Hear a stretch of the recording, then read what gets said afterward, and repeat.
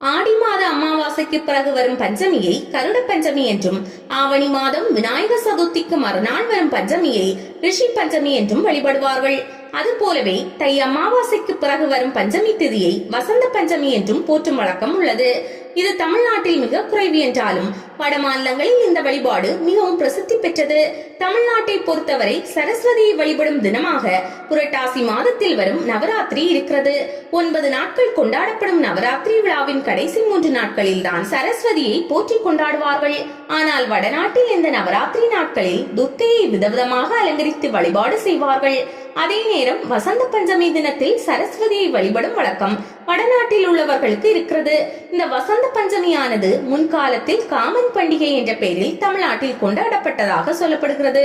உலகத்தில் உள்ள அண்ட சராசரங்களையும் அதில் பல்வேறு விசித்திரமான உயிரினங்களையும் படைத்த பிரம்மனுக்கு தன் படைப்பின் மீது பரிபூரணமான திருப்தி ஏற்படவில்லை. ஏனெனில் அப்போது உலகமானது மிகவும் அமைதியாக ஒலிகளின்றி நிசப்தமாக இருந்தது. இது பிரம்மதேவனின் மனதில் வருத்தத்தை உண்டாக்கியது. அப்போது அவரது கையில் இருந்த கமண்டலத்தில் இருந்து சில துளி நீர் கீழே சிந்தியது. அதிலிருந்து ஒரு பெண் சக்தி வெளிப்பட்டது.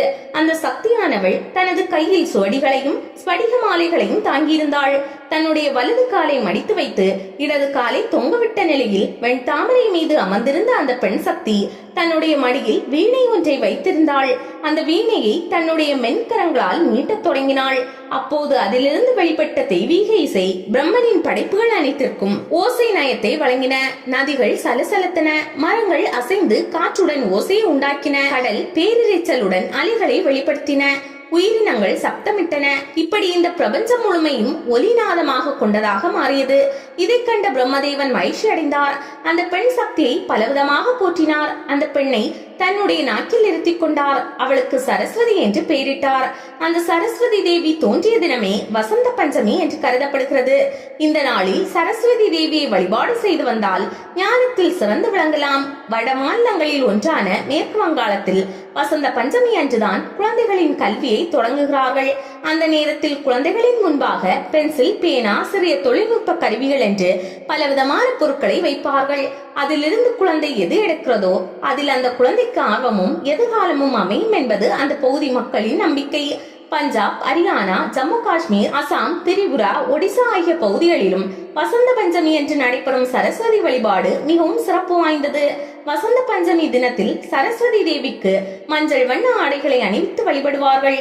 அன்று ஒரு நாள் மட்டும் மஞ்சள் நிறத்துக்கு முக்கியத்துவம் கொடுக்கப்படும். சரஸ்வதிக்கு மஞ்சள் நிற ஆடை, மஞ்சள் நிற மலர் மாலை அணிவிப்பார்கள். பூஜையில் வைக்கப்படும் பிள்ளையாரையும் மஞ்சளில் பிடித்துதான் வைப்பார்கள். சரஸ்வதிக்கு படைக்கப்படும் லட்டு உள்ளிட்ட நைவேத்தியங்களும் மஞ்சள் நிறம் கொண்டதாகவே இருக்கும்.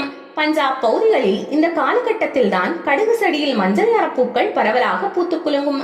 அதனை அடிப்படையாக கொண்டே அனைத்திலும் மஞ்சள் வண்ணம் பயன்படுத்தப்படுகிறது. இல்லங்களில் கூட அனைவரும் மஞ்சள் நிற ஆடைகளையே அணிவார்கள்.